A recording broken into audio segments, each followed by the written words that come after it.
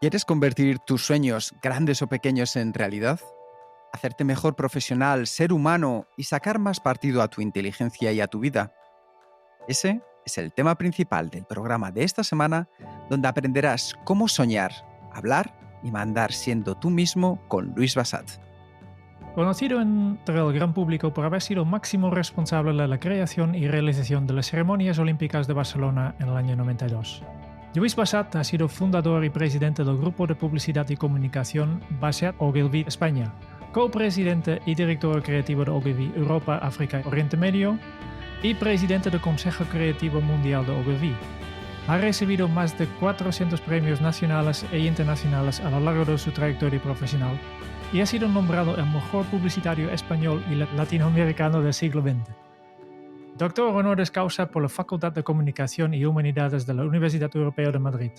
Ha recibido la Gran Cruz de la Orden del Mérito Civil, la Medalla de Oro al Mérito en el Trabajo, la Creu Sant Jordi y la Medalla de Oro Barcelona 92. Ha dado cerca de 2.000 conferencias por todo el mundo sobre marketing, publicidad, comunicación, creatividad y arte. Luis ha escrito nada menos que 7 libros de referencia, desde El libro rojo de la publicidad hasta Sueña como Luther King, Habla como Obama, Manda sin mandar y sé tú mismo. Hoy dedica gran parte de su atención a la Fundación Carmen y Luis Bassat, que gestiona una impresionante colección de obras de arte contemporáneo. Bienvenidos a un nuevo episodio de Kenso, el podcast donde descubrirás cómo ser efectivo para vivir más feliz. Yo soy Jeroen Sangers, aprendiz de crear borradores. Yo soy Quique Gonzalo, aprendiz a desaprender. Bienvenido a este podcast, Luis. Es un auténtico placer tenerte con nosotros. Yo también estoy muy feliz de estar con vosotros.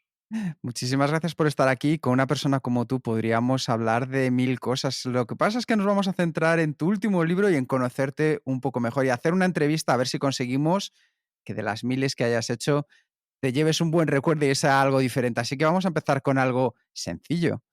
¿Y tú, Luis, en qué eres un aprendiz a día de hoy? Soy un aprendiz de persona. Las personas no dejamos de aprender nunca. Yo continuamente sigo aprendiendo como persona para aparentar ser eso, mejor persona y más humano, más capaz de entender a los demás. Eso me queda mucho por aprender todavía. Eso está fenomenal. Hay una cosa que nos ha llamado mucho la atención cuando hemos indagado para buscar un poco más lejos de la primera capa a la que todos podremos acudir si buscamos a Luis Bassat. Y es que en tu primer cumpleaños alguien te hizo un regalo importante. No fue otra persona más que tu padre, con ese libro de Dale Carnegie, Cómo ganar amigos e influir en las personas, para que cuando fueras mayor pudieras leerlo. Y mi duda está en saber cuándo llegó ese momento y cómo te impactó ese regalo y ese libro.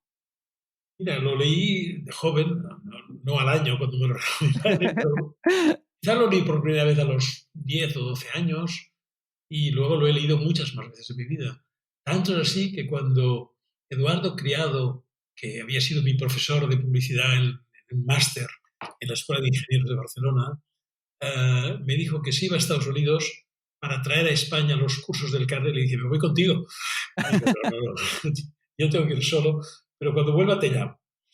Y efectivamente, cuando volvió de Estados Unidos, me llamó, me dijo que había conseguido la licencia para dar estos cursos del Carnegie en España y yo hice el primero y al acabar el curso ya me eligieron para ser ayudante en el curso número 2, el siguiente, y al cabo de relativamente poco se convocó un curso para profesores del Carnegie en París. Eduardo me dijo, ¿te atreverías a presentarte? Es en francés. Bueno, sí. Pero... Y me fui a París, hice un curso entero en París, que eran 14 sesiones, de 4 horas cada sesión, con gente que iba a aprender. Y yo tenía que ser profesor de los que iban a aprender a hablar en público, a tratar mejor con las personas, a escuchar mejor, a un montón de cosas. Y bueno, tuve la enorme suerte de que no solo me aprobaran, sino que me eligieran el mejor profesor, el mejor candidato a profesor, saqué el número 1 de esa promoción. Seguramente, pienso yo, porque todo el mundo veía el esfuerzo que yo hacía para hablar en francés, porque todos los demás eran franceses. Yo el francés lo hablaba bien, pero no era mi lengua Sí. materna. Y luego ya me convertí en profesor de estos cursos durante 10 años. Creo que pasaron por mis clases más de 2.000 personas, entre ellos famosos políticos, famosos locutores de radio, que todos querían mejorar su capacidad de hablar en público. Luego, mi vida fue por otros derroteros, mi agencia de publicidad se hizo muy grande, me tuve que dedicar en exclusiva a mi agencia de publicidad, hasta que hace poco decidí escribir un libro sobre todo lo que yo habría aprendido en mi vida de cómo se comunican las personas.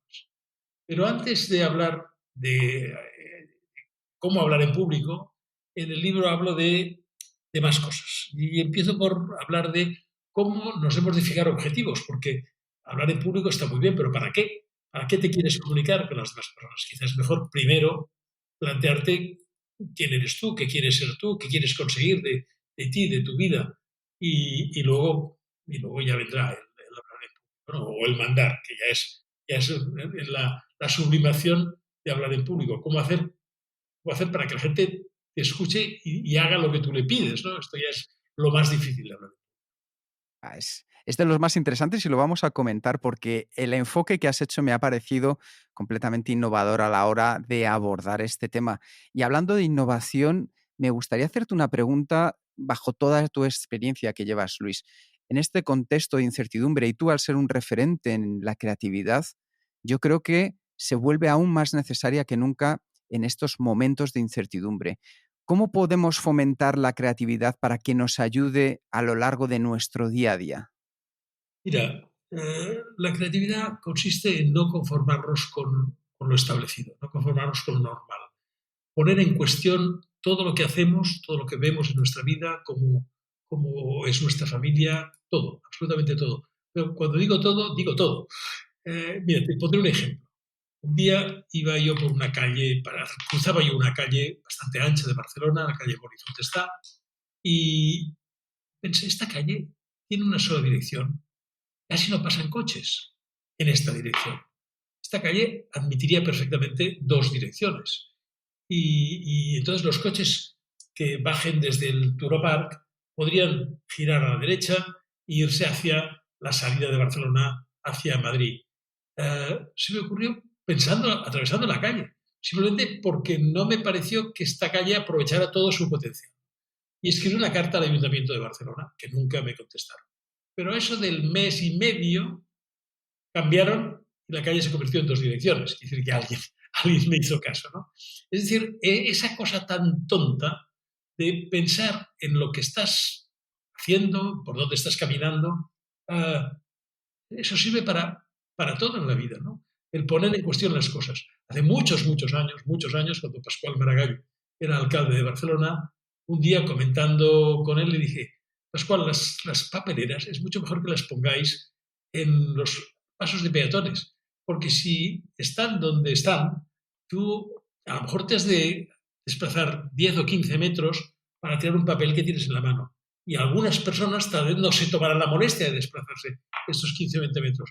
Si la papelera estuviera en el paso de peatones, forzosamente tú has de pasar por allá. Por tanto, si tienes un papel en la mano, será mucho más fácil que lo tires a la papelera en aquel momento. Hoy en día todas las papeleras están en los pasos de peatones.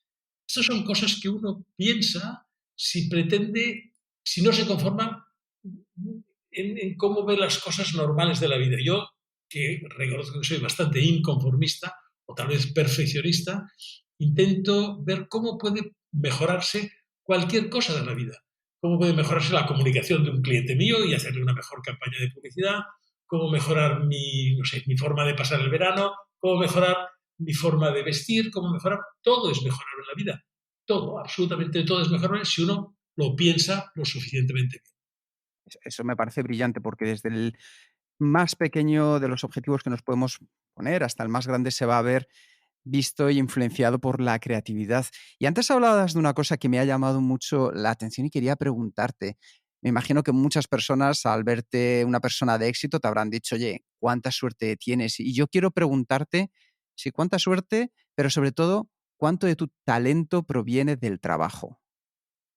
Mira, yo en el colegio no era el alumno más inteligente, ni el que tenía más memoria, pero era el primero de la clase. Y ¿por qué eras el primero? En aquella época se calificaba por las notas y la suma de las notas de todas las asignaturas te daba si eras el primero, el segundo o el último.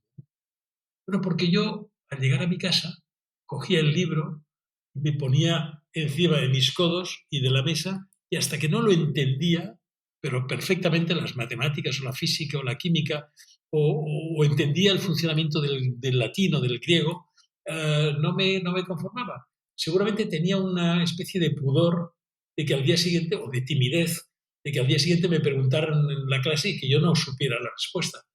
Por esto tal vez me puse a estudiar fuertemente desde el primer día que entré en el colegio, ¿no?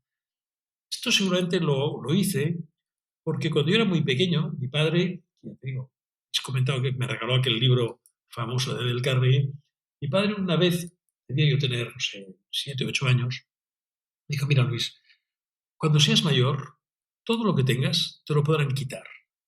Tu dinero, tu casa, tu coche, todo lo que tengas, un día te lo podrán quitar. Lo único que nunca te quitará nadie es lo que pongas dentro de tu cabeza. Eso nunca te lo va a quitar nadie. Y eso me quedó muy grabado. Pensé, lo importante no es la riqueza, lo importante no es ser rico de mayor, lo importante es lo que uno pueda llevar dentro de su cabeza, que esto no me lo quitará nunca nadie, ¿no? Aunque tenga que marcharme de mi país y irme a vivir a otro. Mi padre tuvo que marcharse de Turquía, que es de donde él nació, en Estambul, y se fue a Alemania, estudió la carrera en Alemania, y en Alemania, en el año 1973, decidió marcharse, porque empezaba un movimiento nazi que le dio mucho miedo. Mi familia es de origen sefardita, de origen judío, y decidió marcharse. Y bueno, se vino a Barcelona en el año 1933 con muy poca cosa. Y, digamos, tuvo que prácticamente empezar de cero, ¿no?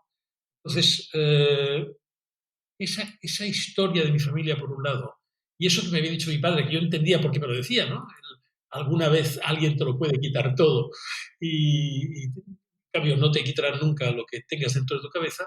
Esto me influyó a intentar poner dentro de mi cabeza todo aquello que yo pudiera, leyendo, estudiando, formándome, entendiendo. Y por lo tanto, esto es, supongo, esta tenacidad que he tenido en mi vida, lo que me ha dado un cierto éxito. Tampoco puedo decir que hay éxito tal, pero dentro de mi profesión, pues me ha ido bien. Todo este éxito que era visible, todas las cosas que sí que has hecho, pero yo estoy seguro que como gran creativo también habrás recibido muchísimos no's de tus clientes. Muchísimos. ¿Cómo has convivido con ellos para sacarles al máximo provecho de estos no's? Mira, cuando Artur Mas fue a ver a Rajoy a Madrid para pedirle una mejor situación fiscal para Cataluña, al volver a Barcelona dijo, no hay nada que hacer.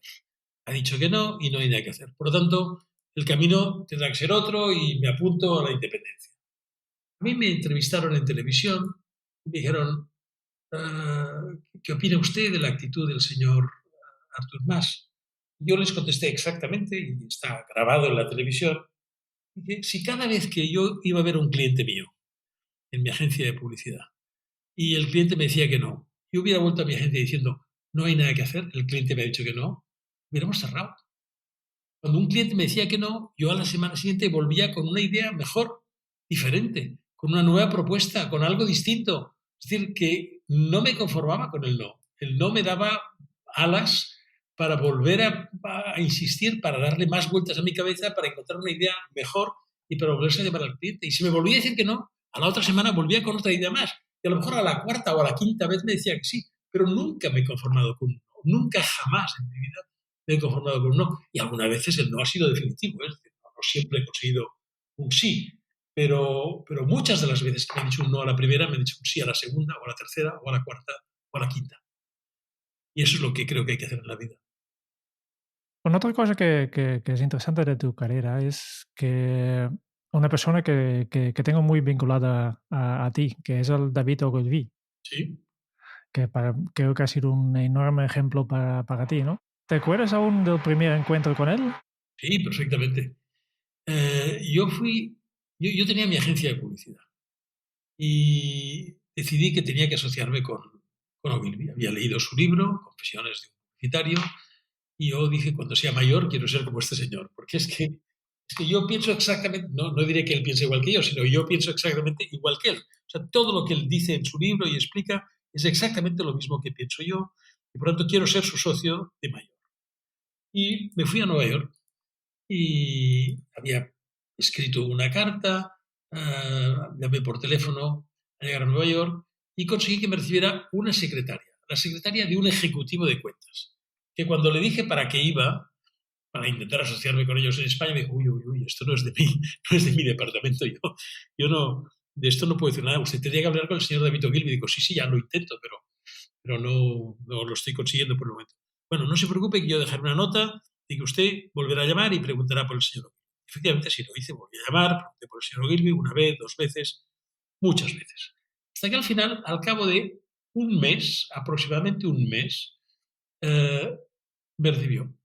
Y me recibió con Jock Elliott, que ya era el presidente de la compañía. David Ogilvy había sido el presidente y el director creativo. Se había quedado solo como director creativo mundial y había nombrado un presidente, un señor estupendo, Jock Elliott, que tiene una voz grave, así baja, muy baja. Yo les expliqué que yo había tenido mi agencia de publicidad, había hecho una campaña muy importante, la de las hojas de afeitar Filomatic, con el artista Gila, que luego había fichado una agencia española con intención de asociarse a una multinacional porque habían cambiado de opinión y que yo sí que quería asociarme a una multinacional y que por lo tanto volví a empezar, pero esta vez quería empezar como socio de ellos. Les dije que mi intención era asociarme con ellos, que les proponía que la agencia se llamara Bassat Ogilvy y que no necesitaba que me pusieran dinero, que yo ya tenía un pequeñito dinero que había ganado en los años previos de mi agencia de mi primera agencia de publicidad, que además en la publicidad no necesitas gran capital, o sea, empiezas y ya está, ¿no? Y que por lo tanto yo les regalaba el 50% de mi agencia si abríamos juntos. Y Jock Elliott, con aquella voz grave que tenía, dijo, Dear Luis, at Ogilvy we don't accept presents. Y Ogilvy no acepta por regalos. Dije, bueno,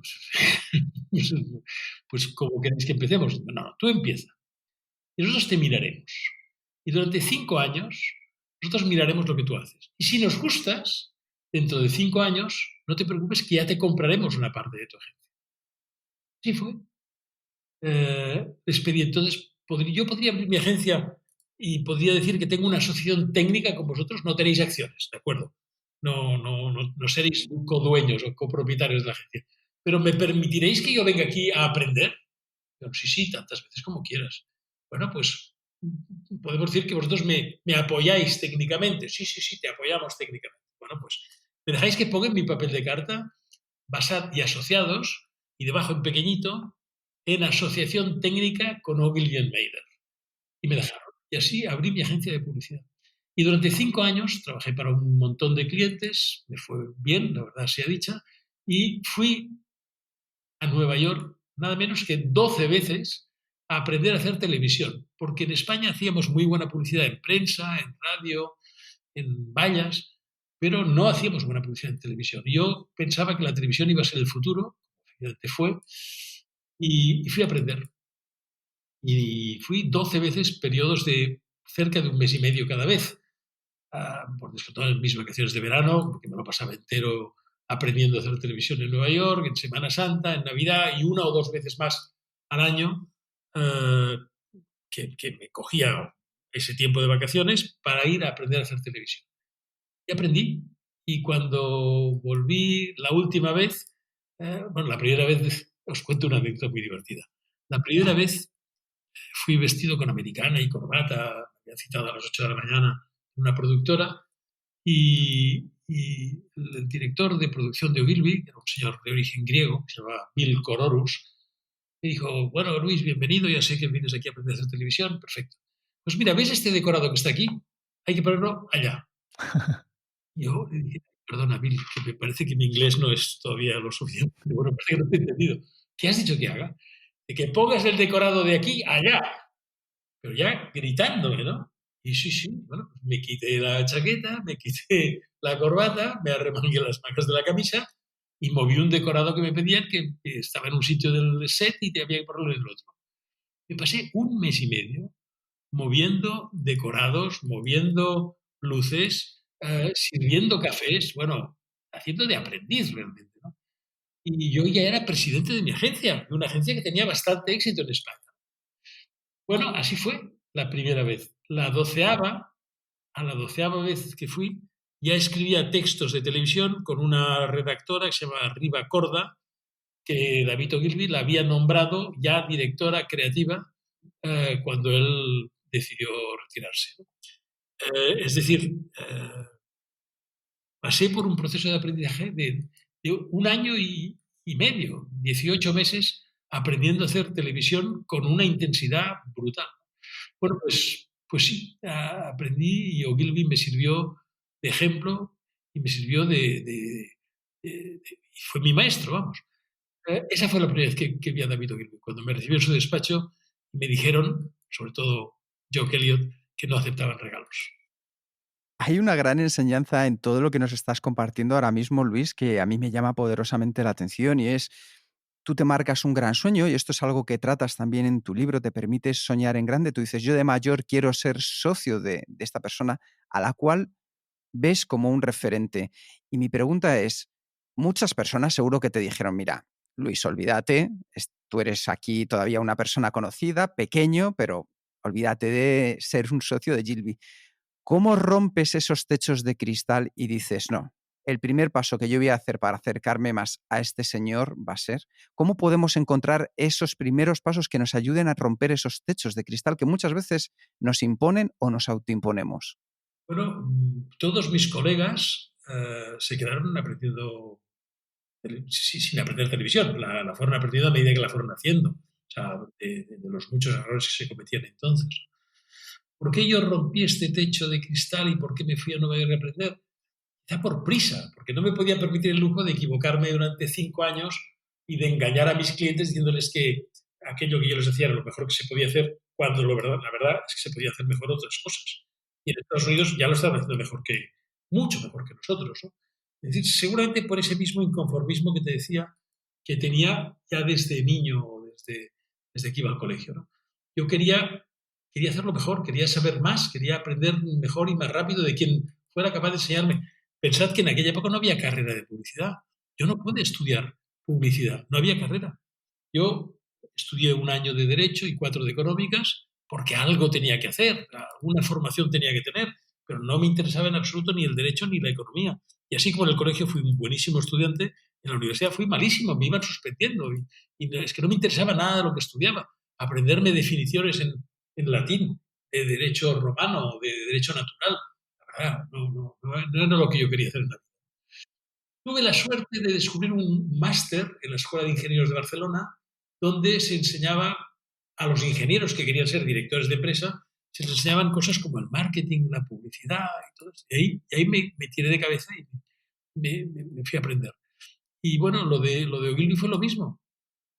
Seguía sin haber carrera de publicidad y yo tenía que aprender televisión de alguien. Y no se me ocurre de nadie mejor que el propio David Ogilvy, que era el que había escrito aquel libro maravilloso que me enamoró cuando yo tenía 20 y pocos años. Pues una de tus obras que a nosotros nos ha enamorado es el libro rojo de la vida. Lo que me gustó es que al final lo que comenzó siendo una inspiración basada en tu nieto Daniel para escribirlo ha llegado y lo hemos podido disfrutar muchísimos más para abrirnos la mente. Y yo me te pregunto ahora, ¿en qué te inspiraste para escribir Sueña como Luther King, Habla como Obama, Manda sin mandar y sé tú mismo? Mira, me inspiré en Dale Carnegie, en los cursos que yo di tantos años de hablar en público. Pero antes que esto, me inspiró muchísimo Luther King, cuando él se fijó un sueño de que los negros en Estados Unidos eh, pudieran ir en el mismo autobús que los blancos y pudieran estudiar en las mismas universidades y fueran igual, tratados exactamente igual que los blancos. Es decir, este hombre se fijó un sueño que era difícil en aquel momento porque las cosas no eran como para tirar cohetes, había una discriminación racial espectacular y terrible en los Estados Unidos, y él se fijó un sueño muy difícil y lo consiguió, por lo menos murió en el empeño. Gracias a él, hoy no hay la discriminación que hubo durante tantos y tantos años en América, ¿no? Y por eso el libro empieza, el título que es muy largo, empieza diciendo sueña como Luther King. Es decir, fíjate, objetivos. habla como Obama. ¿Por qué? Hombre, porque a mí me impresionó mucho que una persona desconocida, solo conocida a través de sus discursos, pudiera llegar a ganar las elecciones en los Estados Unidos. Ahora que estamos a punto de ver otro periodo electoral, me impresionó muchísimo que un senador de color desconocido llegara a ser candidato primero y luego presidente de los Estados Unidos. Y he leído los discursos de Barack Obama y la verdad es que habla con un lenguaje sencillo y normal, no usa palabras grandilocuentes, se dirige al público o a la gente o a los ciudadanos de una manera sencilla. Pero pues creo que también he aprendido de él leyendo sus discursos y su libro, ¿no? Luego hay dentro de este libro, hay una parte que no he escrito yo. Cuando hablo de mandar sin mandar, sé que era un poco pedante, o hubiera sido un poco pedante por mi parte, explicar a la gente cómo he mandado yo. He mandado muy bien. No, no, pues no me parecía elegante decir esto, ¿no? Y se me ocurrió, y como todo en la vida son las ideas, se me ocurrió pedirle a unas 40 o 50 personas a las que yo había mandado directamente que me escribieran en un folio o en dos cómo se sentían, cómo, cómo les parecía a ellos que yo les había mandado. Y este es el capítulo de mandar sin mandar es lo que dicen estas personas, no lo digo yo, lo dicen ellos. O sea, he preferido que fueran ellos los que dijeran cómo se han sentido mandados por mí que decir yo cómo es mi forma de mandar, que se resume muy sencillamente en una frase bíblica, ¿no? Que dice, haz por los demás lo que te gustaría que hicieran por ti. Es decir, yo he mandado a los demás de la misma manera de como me hubiera gustado que me mandaran a mí si una vez yo hubiera tenido algún jefe que me mandara durante estas épocas de mi vida, ¿no? Y, y, bien, esto es un poco la esencia de este libro, ¿no? Todo esto sin dejar de ser tú mismo, porque yo creo que una de las ventajas enormes del ser humano es que uno puede ser cualquier cosa que quiera sin dejar de ser uno mismo. No tienes que copiar a los demás para ser alguien en la vida, ¿no? Leonard Bernstein fue una vez a ver a George Washington, a Gershwin, preguntarle para decirle, oiga, ¿cómo podía ser yo un segundo Gershwin? Y dijo, no quiero usted ser un segundo Gershwin, sea usted un primer Bernstein. Y Bernstein lo fue. Es decir, no se trata de copiar a los demás, se trata de ser tú mismo.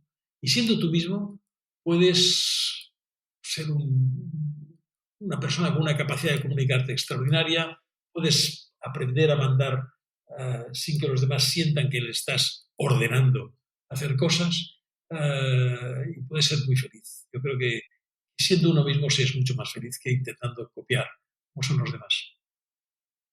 Al principio de tu libro hablas de una cosa que a mí me ha interesado mucho y que aquí dices que toda una carrera para ganar la carrera de tu vida, aunque estés en la mitad de ella. ¿Cómo de importante es tener claro este gran objetivo vital? Mira, eso no lo enseñan en las universidades. En las universidades te pueden enseñar ingeniería o arquitectura o derecho o lo que sea. Y si luego es una universidad que entra más en el mundo personal, te puede enseñar cómo ser mejor profesional, mejor directivo, mejor ejecutivo, etcétera.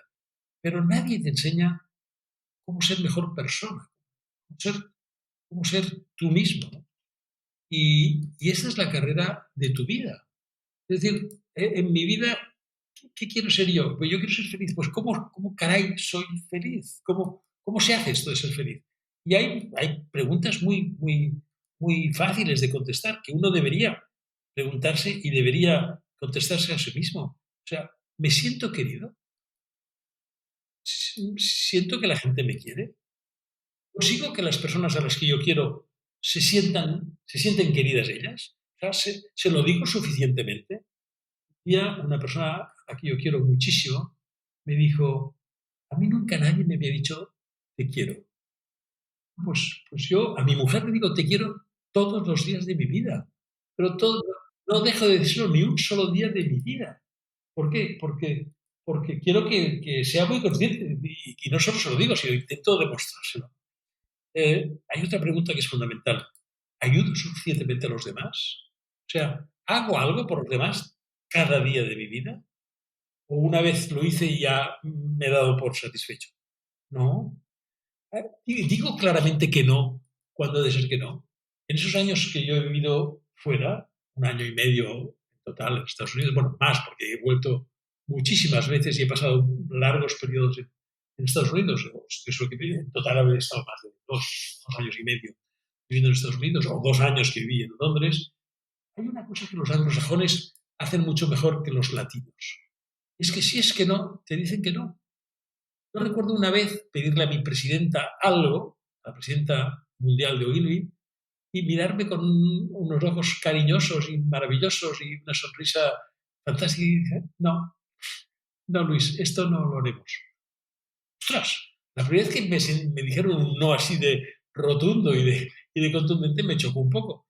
Pero luego piensas, es mucho mejor que me digan que no, directamente, no que me anden con circunloquios y yo no saber bien qué es lo que quieren de mí, ¿no?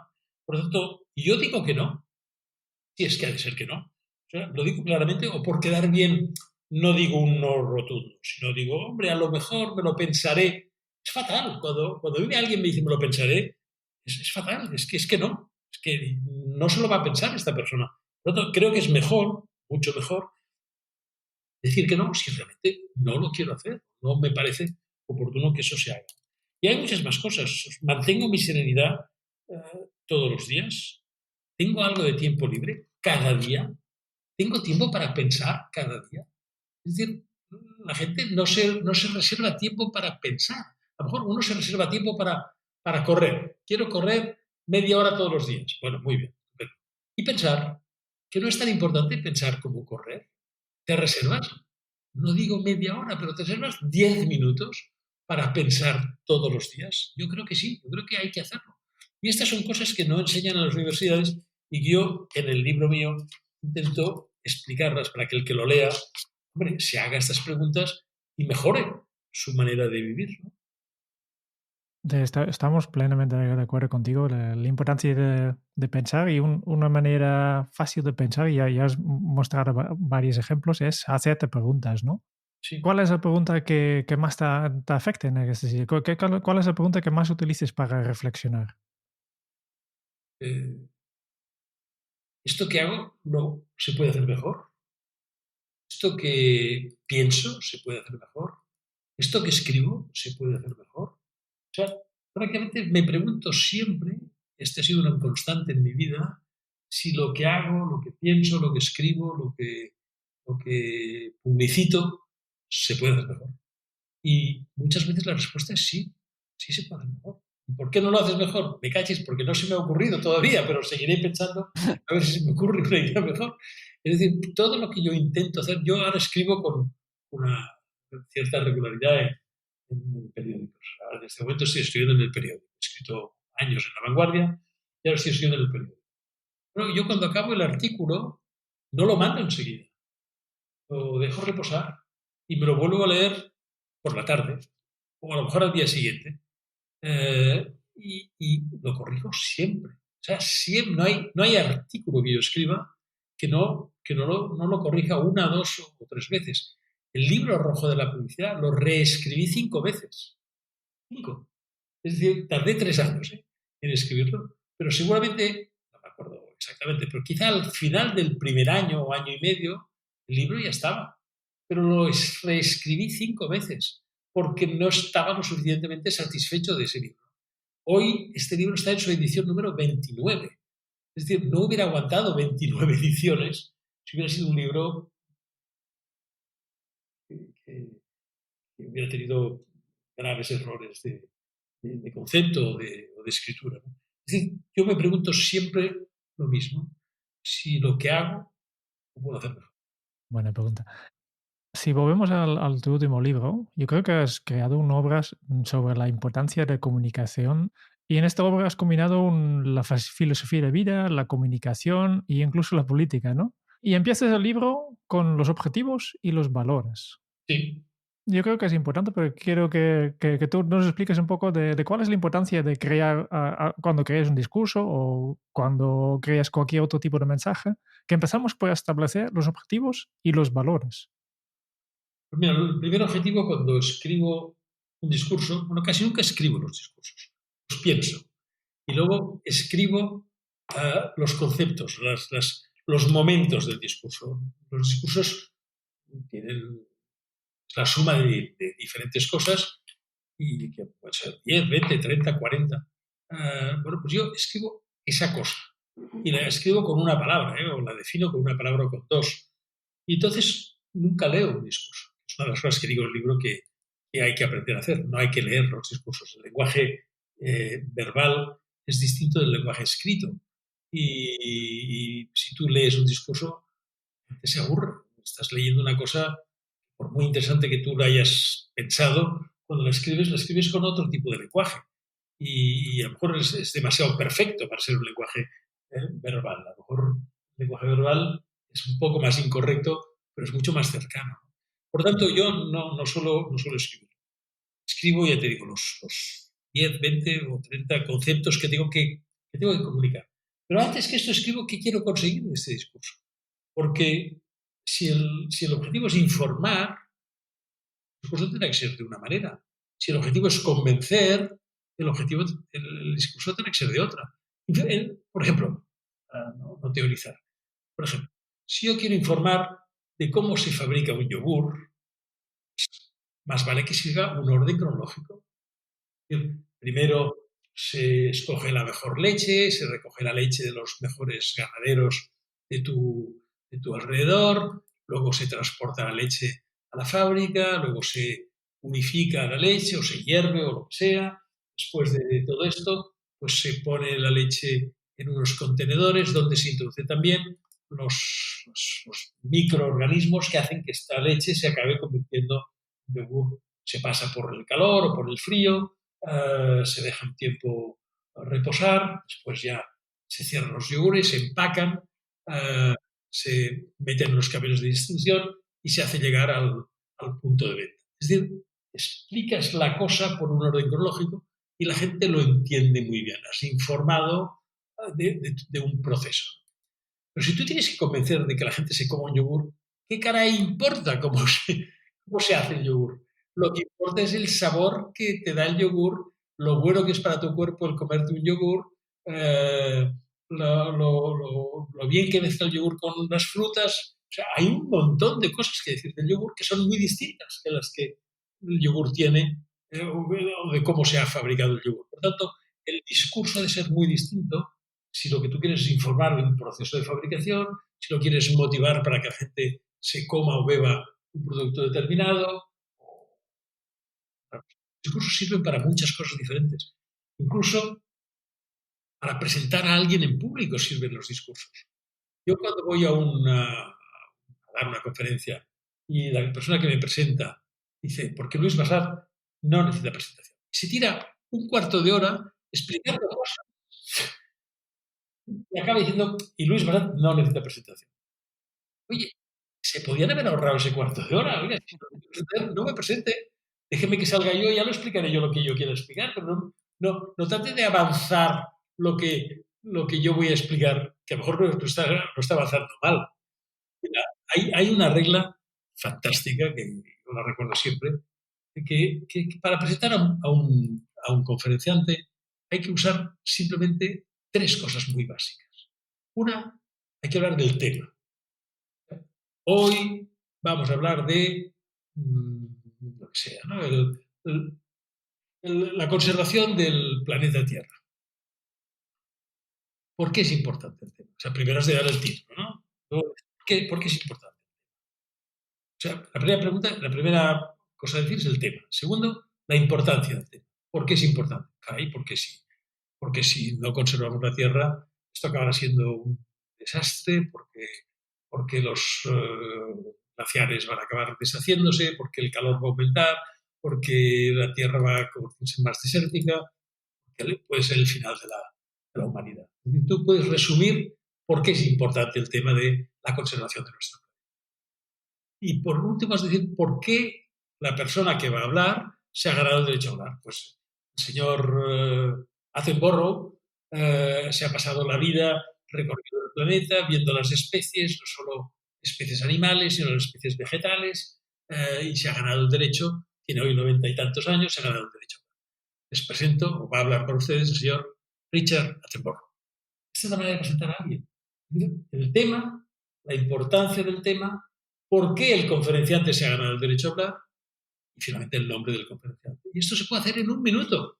No hace falta pasarse 15 minutos hablando de otras cosas que tengan que ver con más o menos el motivo de aquella reunión, para luego decir, y el señor Bassat no necesita, es tan famoso, es tan conocido que no necesita presentación. Hombre, por favor, si no necesito presentación, no me la haga usted. Bueno, hay muchas maneras. Esto lo explico en el libro con bastante entendimiento. Hay muchos tipos de discursos diferentes. Tú has de diseñarte el tuyo, pensar qué tengo que decir y para qué lo tengo que decir. Y en tu libro, para alcanzar estos objetivos, pues nos propones a soñar, hablar y mandar. Y son para mí 3 verbos y 3 habilidades que marcan la diferencia. ¿Qué han significado estos 3 verbos en tu vida? Bueno, soñar muchísimo, porque desde niño soñaba con lo que quería ser de mayor. De joven soñaba con casarme con la chica de la que me había enamorado, tener un hogar con ella, tener hijos, poderlos educar conjuntamente. Eh, y sigo soñando en cómo ayudar a mis nietos a que consigan sus objetivos en la vida, ¿no? Este verano pasado enseñé a 2 nietos míos, los más jóvenes, tienen 8 años, a hablar en público. Y fue divertidísimo. ¿Cómo lo hice? Pues durante muchas noches les conté cuentos yo a ellos, antes de que se dormían. Un día les dije, bueno, mañana me contaréis un cuento vosotros a mí. Ah, estupendo. ¿Qué cuento quieres que te contemos, abuelo? No, el que queráis, os lo podéis inventar o contadme uno que conozcáis. Se fueron preparando durante el día y por la noche me contaron un cuento ellos a mí. Esto es enseñar a un niño a hablar en público. El niño no tiene que tener vergüenza. Cuando en un cumpleaños o en un santo se le pide a un niño que se ponga encima de una silla y recite una poesía, el niño está muerto de miedo. Entonces, porque a lo mejor se le olvida la poesía o no se acuerda bien de la poesía. Pero si le pides al niño ese mismo día de su cumpleaños que se ponga de pie encima de la silla y diga por qué es feliz cumpliendo 8 años, cómo se siente cumpliendo 8 años, seguramente el niño sabrá decirlo con sus propias palabras. No tendrá que memorizar la poesía. Es decir, los niños pueden aprender a hablar en público. Y también lo explico en mi libro. Creo que a los niños les tiene que empezar ya desde muy jovencitos a enseñar a hablar en público y a fijarse sus objetivos. Yo también lo hice con estos 2 nietos pequeños que pasaron el verano con nosotros. Les dije, les enseñé a escribir sus objetivos para el año próximo. Les dije, bueno, y además del cole, porque si os pregunto qué vais a hacer el año próximo, ya sé que me diréis, vais a ir al cole. Vale. Y además del cole, ¿qué querréis hacer? Y ella me dijo que le gustaría bailar y él me dijo que le gustaría hacer karate. Bueno, pues escucha, pues vamos a apuntarlo. Y vamos a ver dentro de un año si habéis hecho lo que os habéis propuesto o no. Y este verano próximo, si todo va bien, miraremos aquellas hojas que apuntamos y veremos que sí, que la niña efectivamente ha ido a bailar y que él efectivamente ha ido a hacer karate. Bueno, pues muy bien, esto es apuntar sus objetivos. Y seguramente este año próximo apuntaremos más cosas. ¿Qué otras cosas os gustaría hacer en la vida? ¿Qué idiomas os gustaría aprender? ¿No? No hay cómo enseñar las cosas a los niños. Es decir, si nosotros no las hemos aprendido de niños, mala suerte. Yo no aprendí inglés de niño. Yo aprendí francés y aprendí italiano, con mi madre y con mis abuelos. Pero tuve que aprender el inglés de mayor y el catalán. Yo hablaba castellano en mi casa. Se hablaba catalán entonces, en el colegio, ¿no? Yo aprendí inglés y catalán, las dos cosas, a los 30 años. Bueno, el catalán creo que lo hablo bien, no tengo ninguna duda. Y el inglés me parece que también, pero nunca lo hablaré tan bien como si lo hubiera aprendido de niño. Es muy difícil aprender un idioma de mayor. Por eso yo insisto tanto, tanto en que a los niños se les enseñan idiomas desde muy pequeños. Mira, mis amigos holandeses, el director financiero mundial, el director financiero europeo de Ogilvy era holandés, que hablaba inglés absolutamente impecable. Y yo le pregunté, ¿cómo es que lo has aprendido? Y dice, de niño, en Holanda los dibujos animados los vemos en inglés. Las películas en las televisiones holandesas las vemos en inglés. Y claro, cuando aprendes un idioma de niño, lo dominas mucho más de mayor. Yo creo que en España y en Cataluña especialmente nos equivocamos por esto de la inmersión, de que todo se ha de enseñar, hablo de Cataluña, en catalán. Está muy bien porque se ha recuperado un idioma que estaba perdido y yo diría que durante unas generaciones fue quizá imprescindible, pero ahora que ya en las casas de los catalanoparlantes, que son más o menos la mitad de la población, se habla catalán sin ningún miedo, existe una televisión, varias televisiones en catalán, periódicos en catalán, revistas en catalán, radios, bueno, casi todas son en catalán en Cataluña. Yo creo que a los niños, ahora que ya viven en un ambiente catalán, se les debería enseñar al mismo tiempo inglés y castellano. Yo creo que los niños en Cataluña deberían aprender castellano e inglés por un igual de bien los tres idiomas, para que de adultos sepan hablar los tres igual de bien. Y que no pase como sucede en la actualidad, de que a los jóvenes, cuando les preguntan, bueno, ¿y de inglés cómo estás? Cuando le hacen la entrevista para conseguir trabajo. Bueno, más o menos lo chapurreo. No queremos gente que chapurree, queremos gente que lo hable perfectamente bien. En las agencias de publicidad, yo he entrevistado a muchas personas en mi vida, al final no contrataba a nadie que no me dijera soy bilingüe. ¿Qué tal el inglés? No, lo hablo igual que el castellano, que el catalán. Entonces, me interesa. Porque te podré mandar a unas reuniones internacionales, porque te podré mandar a hacer unos cursos internacionales, porque aprovecharás de todo lo que nos pueden enseñar los internacionales. Pero si más o menos lo hablas un poquito, no sacarás todo el provecho. Por lo tanto, las cosas creo que hay que enseñarlas a las personas cuando son niños. Y yo, a mis nietos, les he enseñado a fijarse objetivos desde niños y también a hablar en público desde niños. A mandar todavía no, porque demasiado mandan.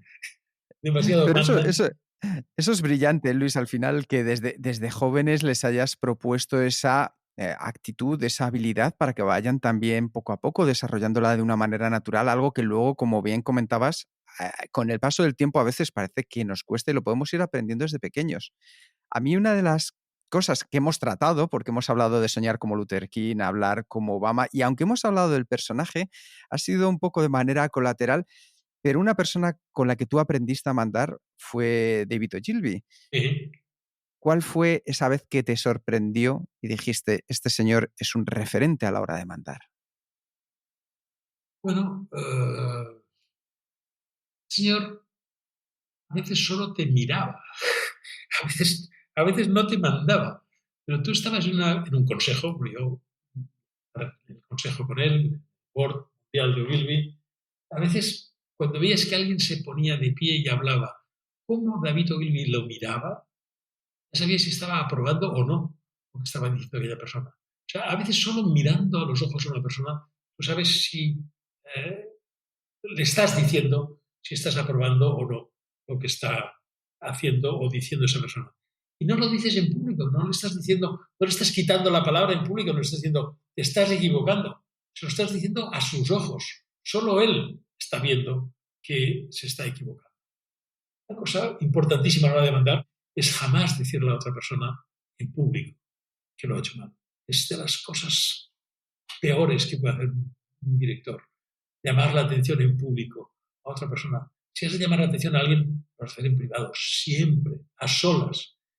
No has de decirle lo mala que es la persona, sino el error que ha hecho en esa actuación. La actuación puede ser mala, la persona no es mala. La actitud o la actuación de esa persona puede ser criticable. La persona no. A la persona no se le puede criticar. A la actitud de esa persona sí que se le puede decir. Esa actitud es equivocada. O esa decisión es equivocada. Pero por la persona que tengo respeto siempre. Y mandar, de verdad, no es fácil. Yo llevo a tener 650 personas en mi despacho, en mi oficina, y te aseguro que algunas veces me han dado ganas de pegar un bocinazo, de pegar un grito, de ponerme de pie encima de la mesa y decir, tíos, os estáis equivocando todos. ¿No? He tenido la prudencia, si era más de uno el que se estaba equivocando, de decírselo uno a uno, persona a persona. Solo una vez en mi vida, eché a alguien con cajas destempladas.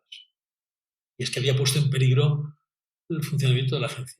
Había que tener una campaña sí o sí para ese día a las 10 de la mañana y esa persona que era el director creativo de la agencia y que sabía que teníamos que tener esa campaña para esa mañana, no la tuvo. Y cuando le pedí a las 10 de la mañana, bueno, a ver, déjame ver la campaña, me dijo, no, ahora me pongo. Dije, no, ahora no te pones, ahora te vas. Pero ahora mismo te vas de la agencia. Pasas por administración, que te liquiden lo que se te debe y te vas ahora mismo. Porque nos has puesto en peligro a toda la gente. Por suerte, yo tenía la campaña. Se me había ocurrido a mí la noche anterior. Yo la tenía. Pero él era el director creativo y él tenía la responsabilidad de tener esa campaña. ¿Buena o mala? No, esto es otra historia. No, ahora me pondré. Sino, mira, Luis, no se me ha ocurrido nada mejor que esto. Bueno, pues vale. Amén. No se te ha ocurrido una idea mejor. Pero no has hecho nada. ¿No te has puesto a trabajar hasta ahora? Ahora a las 10 de la mañana te vas a poner a trabajar cuando la campaña hace falta para esta mañana. No, no. Es que nos pones en peligro de que el cliente dé la campaña a otra agencia de publicidad y nuestra agencia tenga que cerrar. No, no, no. Esa vez lo eché mal, reconozco que lo eché mal. Pero bueno, pero lo volvería a hacer, ¿eh? Es decir, Un no, aprendizaje del que podemos seguir aprendiendo, por supuesto. no se puede poner en peligro a los demás en una empresa. Luis, al final del libro recoges principios de dirección, es algo que me ha gustado mucho porque por un lado dejas que las personas que han estado contigo cuenten su experiencia, también recoges principios de dirección y nosotros llevamos cerca de 50 entrevistas con referentes y poco a poco comienzan a aparecer determinados patrones. Uno de ellos es que a muchos sois excelentes en varios ámbitos. Por ejemplo, en el caso de Antonio Garrigues Walker nos contaba que además de, bueno, todos lo sabemos, ser un gran jurista, eh, también tiene una pasión y un reconocido éxito con sus obras de teatro. En tu caso, has combinado una vocación como publicista con una breve carrera como músico, coleccionista de arte. ¿Qué nos aconsejarías? ¿Enfocarnos en una sola cosa o desarrollar múltiples pasiones a la vez? No, la profesión es mejor que sea una.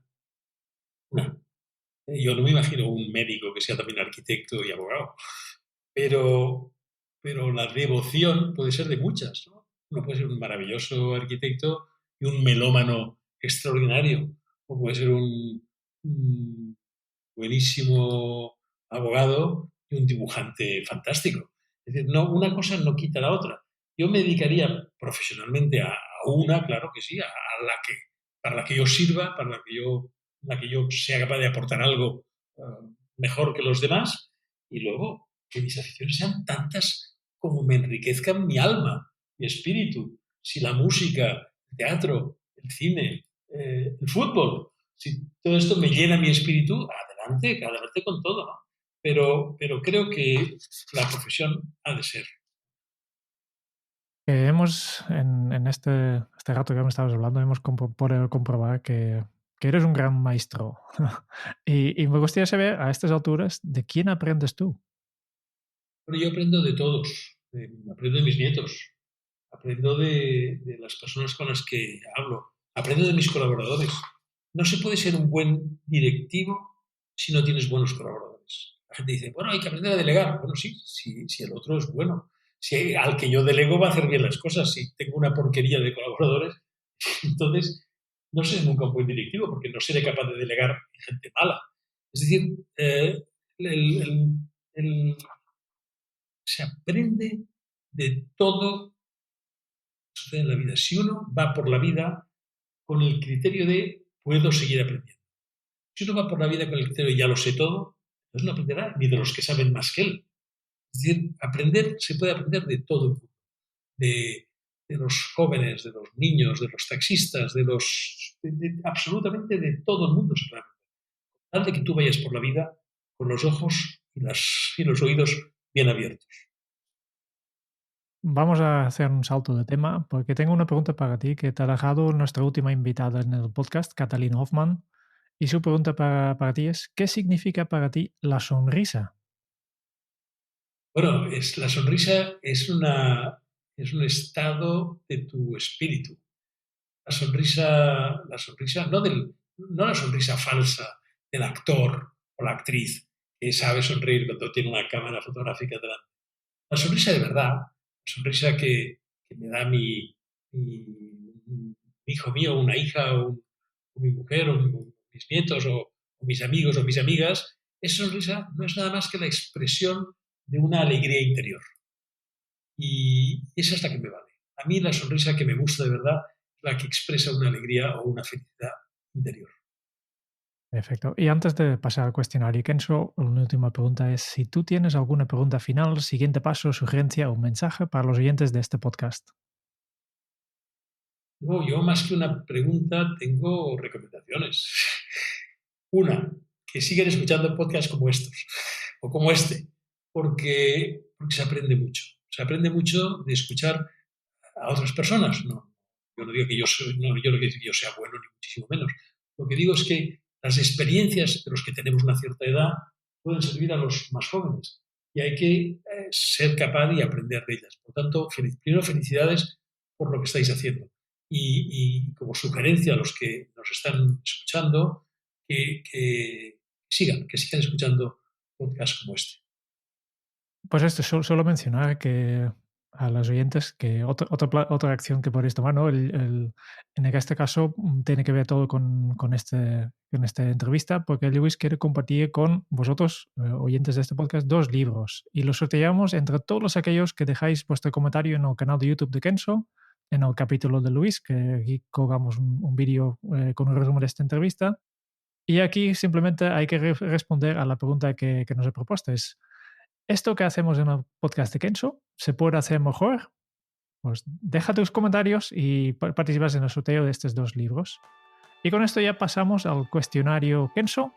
10 preguntas rápidas que hacemos con todos los invitados.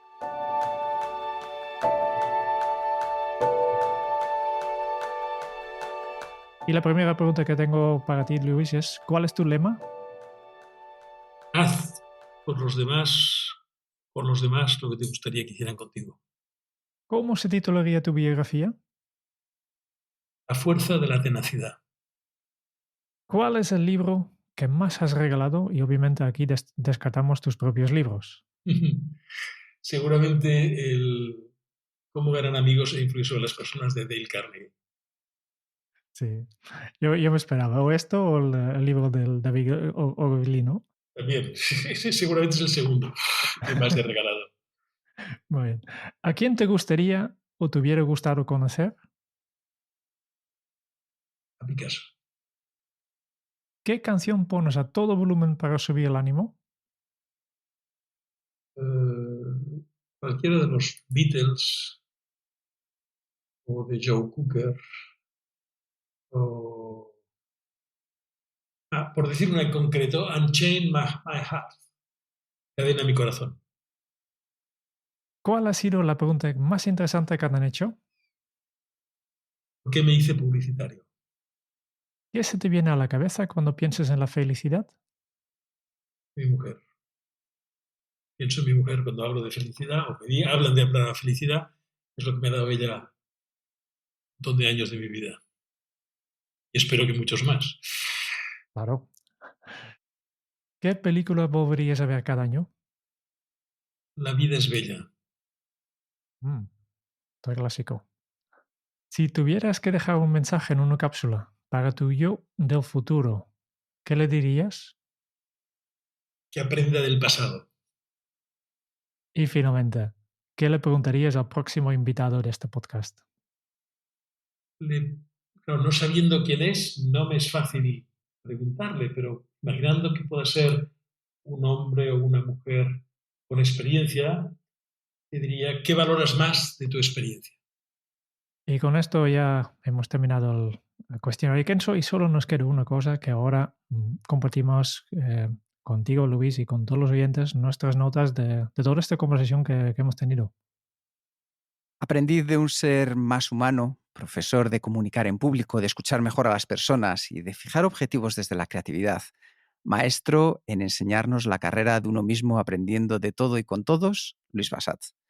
La creatividad nos ha enseñado que nos lleva a poner en cuestión todo y así poder enfrentarnos a la incertidumbre del momento actual.